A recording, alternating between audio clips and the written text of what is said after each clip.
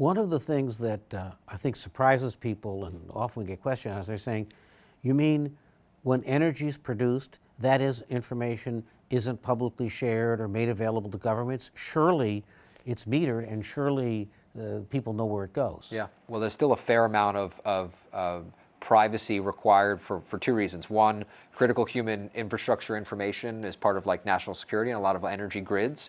Well, it's really three. Two is you're dealing with critical human infrastructure and architecture that can be damaged with false information or faulty information. And then the third one is a lot of the companies treat the information as competitive advantage.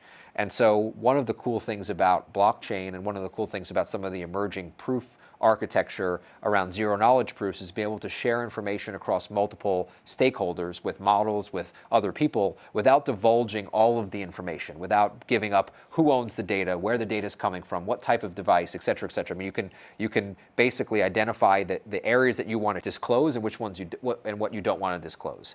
The zero knowledge proof does one step greater, where you actually you're not really disclosing almost any information, and you're using basically encryption technologies and math to identify what the data is that you're processing. So that's exciting because now you're able to take protected information that people believe is valuable, share it across multiple stakeholders, and allow the siloed data to be analyzed in a way that you're creating these hyper-aware systems, it's just historically, big companies aggregated that information like Google, Microsoft, Apple, Facebook, et cetera. Now you're able to let the edge talk to each other without actually having to know who the other person is, which is really cool when you think about what that actually means for the future of the energy grid.